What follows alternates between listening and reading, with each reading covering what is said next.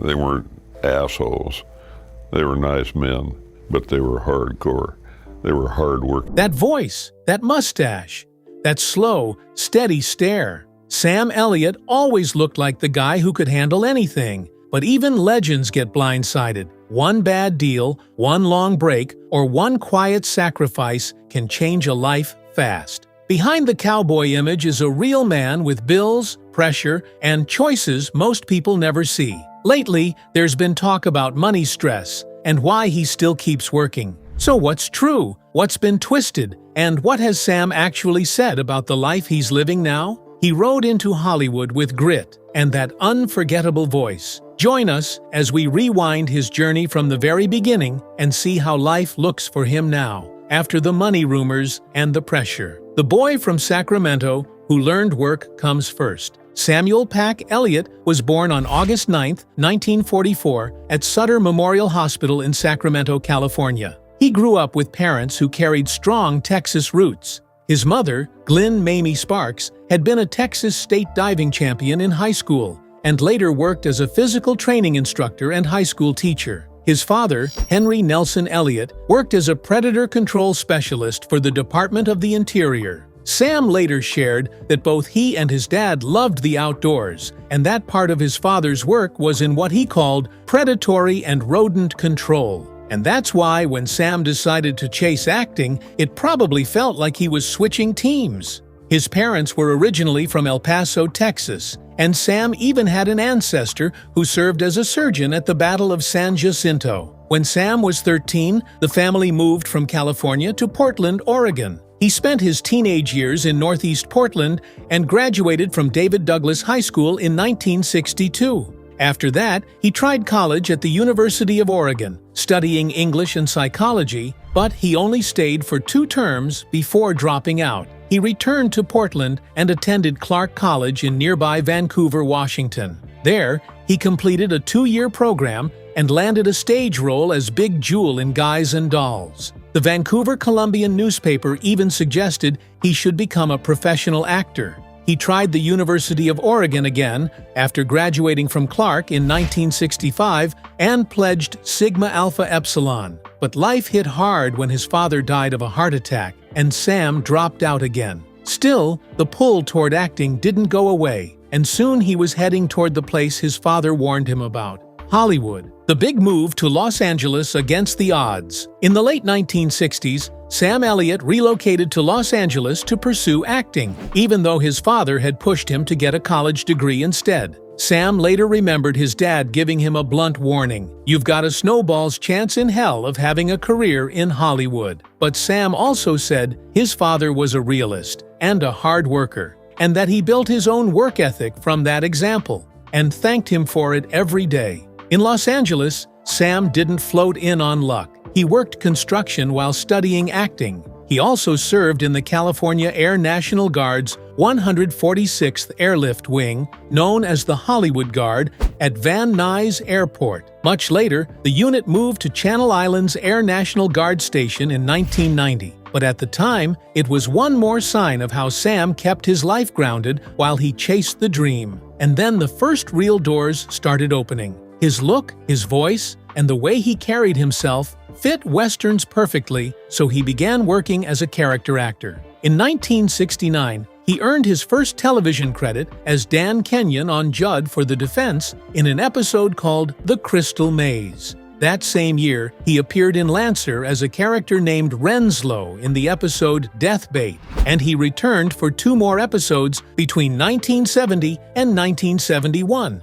He also had an early film moment in 1969's Butch Cassidy and the Sundance Kid, playing a card player who watches the Sundance Kid, played by Robert Redford, show off his shooting skills in the opening scene. In the 1970 to 1971 television season, Sam appeared for several episodes as Doug Robert in the hit series Mission: Impossible. These early roles didn't make him a household name overnight, but they built something important: a steady rise, one job at a time. And once he had a foothold, the next step wasn't just acting, it was becoming a face people remembered. The look, the voice, and the breakthrough years. By the early 1970s, Sam Elliott was starting to look like a man built for westerns, and people noticed. In 1972, he appeared as the cowboy walker in Falstaff beer commercials, which helped his face and voice stick with the public. Bigger work followed fast. In 1975, he was cast as Charles Wood in the TV film I Will Fight No More Forever, a story based on Chief Joseph's resistance during the forced removal of the Nez Perce people to a reservation in Idaho. From 1976 to 1977, he played the lead role of Sam Damon in the miniseries Once an Eagle, acting alongside Amy Irving, Kim Hunter, Clu Gulager, and Melanie Griffith. In 1976, he also had a major film breakthrough with Lifeguard. He played a Southern California lifeguard who starts questioning his life after being invited to a reunion. Reviews were not glowing across the board. Variety called the film unsatisfying and said Sam had beefcake value, but the role still proved something important. He could carry a story, not just show up as a good-looking presence. From there, he kept adding credits that shaped his reputation. He played Tom Keating in the miniseries Aspen in 1977. In 1979, he co-starred with Tom Selleck in The Sackets, a popular Louis L'Amour miniseries, and they teamed up again in 1982 for The Shadow Riders. He also showed a darker edge in Murder in Texas in 1981, opposite Farrah Fawcett and Catherine Ross. In 1985, he starred with Cheryl Ladd in A Death in California and appeared in Mask opposite Cher, where he played a kind, sympathetic biker and showed he could bring his rugged style into a modern story too.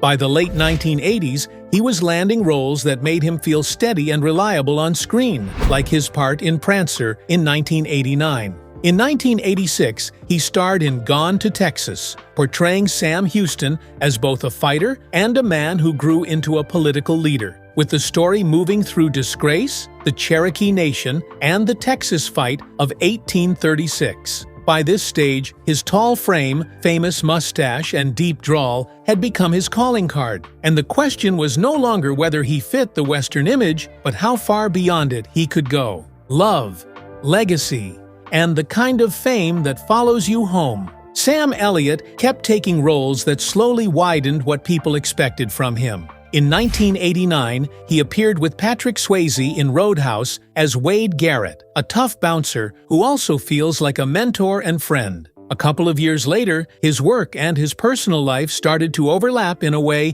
the public couldn't ignore. He married actress Catherine Ross in 1984, and in 1991, the two starred together in the Louis L'Amour adaptation Conaher. By 1993, Sam was landing roles that cemented him as more than just the Western guy. He played Brigadier General John Buford in Gettysburg, and that same year he played Virgil Earp in Tombstone. It was the kind of part that fit him perfectly, but it also showed how much he'd grown into his own style. Then, in 1998, he took on a different kind of presence as the stranger in The Big Lebowski, narrating the story like a calm guide. There's a famous behind-the-scenes moment from that film, too. The Coen brothers had him do 15 takes of one scene, and when he asked why, they said, "Take 6 was perfect, but they just liked hearing him talk." That's the kind of respect you can't fake. That same year, he was named Grand Marshal of the Calgary Stampede Parade and rode before an estimated 300,000 spectators. In the early 2000s, he kept moving, co-starring in We Were Soldiers in 2002 as Command Sergeant Major Basil L. Plumley, then playing General Thaddeus Ross in Hulk in 2003. He also earned major recognition on television, including Golden Globe nominations for Conaher and Buffalo Girls, with Buffalo Girls also bringing him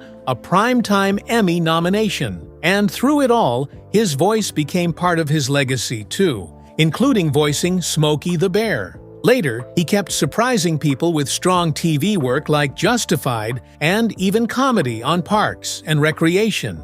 He also showed a softer romantic side in I'll See You in My Dreams. Director Brett Haley said Sam was his first choice, and producer Rebecca Green said he brought an old-school Rhett Butler kind of romance. Sam summed up his career best with one simple line, You never know what's going to come around the corner next. And that's the perfect setup for what came later, when the next corner didn't just bring a new role, but a new kind of pressure, a second wind, and a fresh, new chapter. By the mid-2000s, Sam Elliott was still proving he could make any role feel real, even when it was small or unexpected. In 2005, he appeared in Thank You for Smoking as a former Marlboro Man-style cowboy who has developed lung cancer, a role that flipped his tough image into something more sobering. In 2006, he shifted into voice work as Ben the Cow in Barnyard. Then in 2007, he joined Ghost Rider as Carter Slade. And that same year he played Lee Scoresby in The Golden Compass, a film based on Northern Lights from Philip Pullman's His Dark Materials trilogy, alongside Nicole Kidman, Christopher Lee, and Daniel Craig. These parts kept his career moving and showed he could jump between styles without losing what made him Sam Elliott. In 2009, he appeared in Up in the Air as the chief pilot of American Airlines, and the film's ensemble cast earned a Critics' Choice Movie Award nomination for Best Acting Ensemble. He also popped up on Parks and Recreation as Ron Dunn, the Eagleton version of Ron Swanson, but with a funny twist. Dunn is a hippie, not a hardline survivalist. In 2010, he voiced Buster, also known as Chupadogra, in Marmaduke. He kept taking steady supporting work too, including a role in the thriller The Company You Keep and playing a college football coach in Draft Day in 2014. Then 2015 hit, and it felt like he caught a real second wind. He appeared opposite Lily Tomlin in Grandma as a former love interest, and he also appeared in I'll See You in My Dreams and the indie film Digging for Fire. On TV, his guest role on FX's Justified won him the Critics' Choice Television Award for Best Guest Performer in a Drama Series. One write-up summed it up perfectly, calling him a leading man again at 71, no cowboy hat required, and pointing out how he had spent decades dealing with being typecast as America's cowboy, only to suddenly be seen in a fresh way. The message was clear. Even after all those years, Sam Elliott was still finding new lanes, and that made people lean in even more for what came next. The praise, the raw emotion, and the side of Sam people didn't expect. One of the biggest talking points in 2015 was his work in Grandma. The film's director, Paul Weitz, said that what Sam did in one key moment became the emotional core of the film. Weitz explained that people were not used to the idea that Sam Elliott would expose himself like that as an actor. Reviews backed it up too. Variety's Scott Foundas raved that in 10 minutes on screen, Sam had created a fuller, richer character than most actors do given 2 hours. Another outlet, Award Circuit, even said he should be considered for an Oscar. Sam himself said that doing this kind of role helped him stretch beyond the narrow space that comes with playing an ideal type of man. He said he came unglued a little bit and called it a real catharsis in a positive way. Around this time, the story painted a picture of his real life as well. He spoke from his seaside home with one of his dogs, Diane, aged and ailing, sighing at his feet. He and his wife, Catherine Ross, had been living on their 3 acres there for decades. Their life there had history too. First, a house that burned down in a brush fire, then a double-wide trailer, and finally, the home they lived in, surrounded by flowering trees. They used to stable horses on the property and later kept chickens, along with dogs and even a waddling, one-eyed chihuahua named Marina. The couple also had a daughter, Cleo, who is a musician in Malibu, and Sam has described being deeply in love with her and still incredibly close. He later said they try to stay grounded by keeping life simple. "We stay out of town, and we don't get in too deep," he said. "We don't believe all the chai in the rags, and we work hard." Then he added a line that sticks because it's so direct. "We shovel tea, man. That keeps you humble." That grounded side is part of why younger directors seemed almost in awe of him. Brett Haley, who worked with him on I'll See You in My Dreams, described him as extremely sensitive and insightful, kind and generous, and very smart. Paul Weitz called him one of the most gentlemanly, kind people he had come across. Another director, Peter Sohn, who worked with him on The Good Dinosaur, said Sam was jaw-droppingly perfect and sincerely kind. People told stories about him refusing to let anyone fetch him a drink, and about him showing up in his pickup truck so early that Weitz first mistook him for an eager crew member. There was even a story about him agreeing to go to a retirement community to thank the residents for letting the crew film there, then taking pictures with people for hours and hours. Sam's response was simple. "Gentlemanliness comes natural to me," he said. "That's the way I was raised. That's part of the deal." But even with all this praise, Sam also spoke honestly about how hard the business can feel, because you never fully control what comes next. TV wins, and the voice that paid the bills. In 2015, Sam Elliott's career stayed busy and steady, especially on TV. He became a series regular on Netflix's The Ranch, acting opposite Ashton Kutcher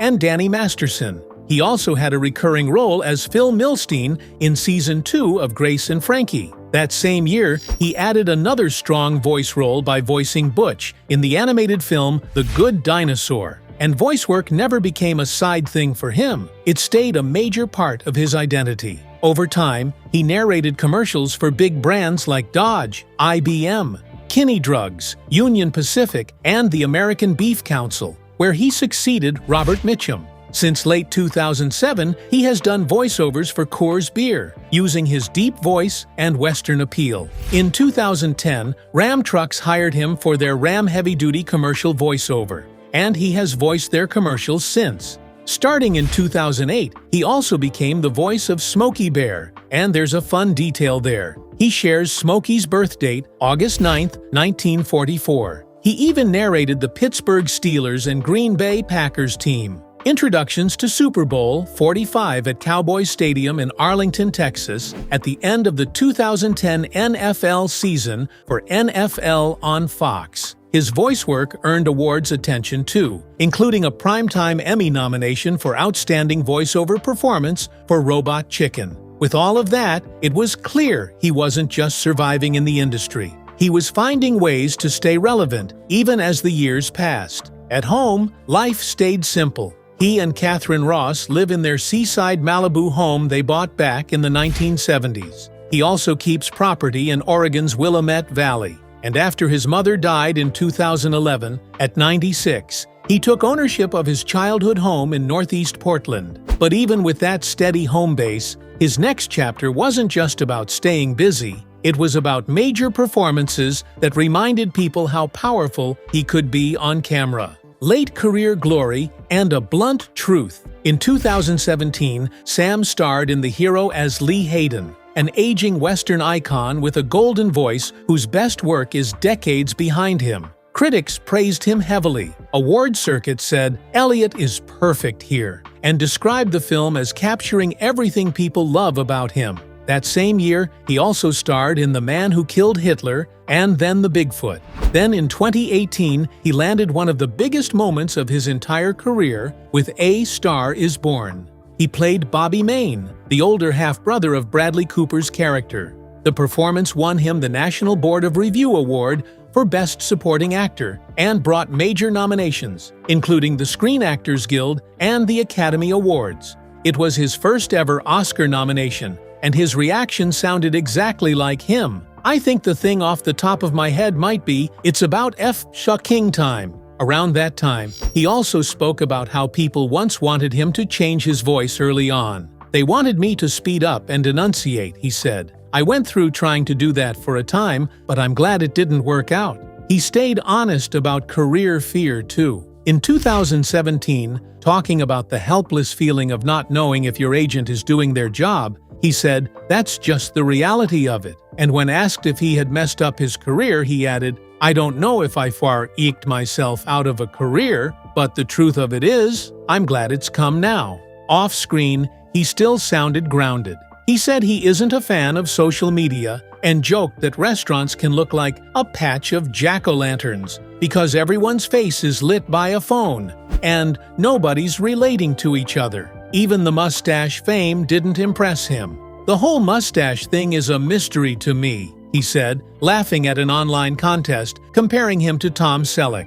And with that kind of long career, one question starts to hang in the air. When the spotlight shifts, what does a man like Sam lean on to keep moving forward? Family Guy, a big Western return, and a voice that never left. From 2019 to 2025, Sam Elliott kept showing up in a very different kind of Western role. He voiced Wild West, the new mayor of Quahog, in 21 episodes of the animated series Family Guy.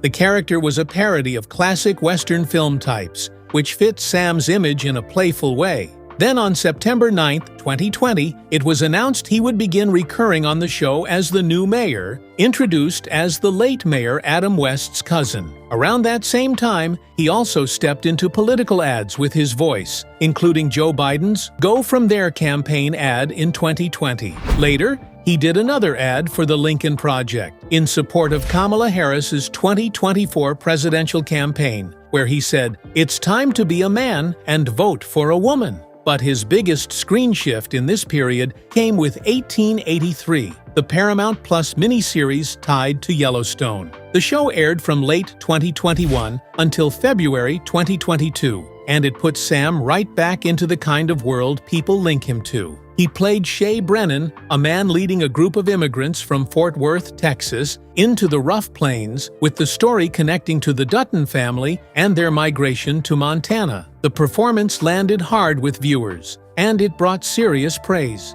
For 1883, he won the Screen Actors Guild Award for Outstanding Performance by a Male Actor in a Miniseries or Television Movie in 2022. It looked like a strong new peak, the kind that makes you think everything is smooth again. But then came a moment that turned into a loud public storm. The comments that sparked a firestorm. On February 28, 2022, Sam appeared on Mark Maron's podcast WTF with Mark Maron, and the conversation turned to Jane Campion's film The Power of the Dog. Sam's reaction was blunt and harsh. He called it a piece of shit, and he said, "Yeah, you want to talk about that piece of shit?" He talked about an LA Times article that mentioned the evisceration of the American myth, and he said he thought, "What the FK?" He compared the film's characters to Chippendales dancers and said they looked like they were running around in chaps and no shirts. He also said there were all these allusions of homosexuality throughout the movie.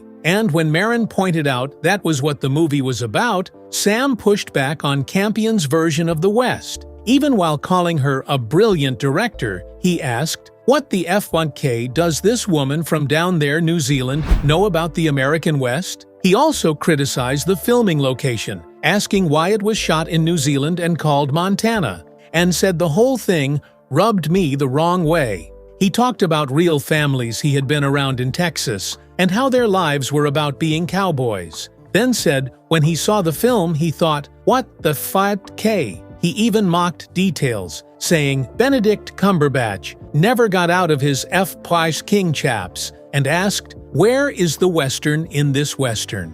Not long after, in March 2022, Campion responded on a red carpet interview at the Directors Guild of America Awards. She said, "I'm sorry, he was being a little bit of a bitch," and added, "He's not a cowboy, he's an actor." She also said, "The West is a myth exposed. There's a lot of room on the range," and argued it felt a little bit sexist, saying she felt he saw her as a woman or something lesser first. Then in April 2022, Sam took a different tone. Appearing at a Deadline Contenders TV event with his 1883 co-stars, he apologized. He said the movie struck a chord with him and admitted he was not very articulate in how he spoke about it. He said some things that hurt people, and added, "I feel terrible about that." He also said, "The gay community has been incredible to me my entire career," and stressed it had been that way from before he even got started.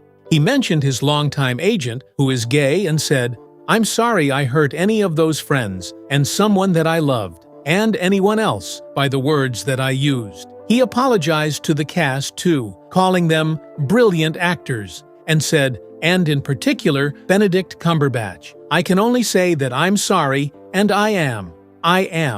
It was a clear attempt to put the fire out, but moments like that can leave a mark, and they can change what the next chapter looks like. The return that proved he was not done. By 2025, one line said Sam was back to doing car commercials and working in the Texas heat until he collapses. That same year, he also stepped into a major TV role again, starring in the second season of the Paramount Plus series Landman as T.L. Norris, the father of Billy Bob Thornton's lead character. In 2026, another big piece of his story came out in his own words. Sam Elliott said, "I'm not sure there are many American men left to look up to," and admitted, "You look at the current climate, it's hard to find, from my perspective, who most represents the American man that I would look up to. It's pretty dark out there." But he also said he was not ready to give up on the country he loves. He said, "I'm more hopeful now than I have been for quite a while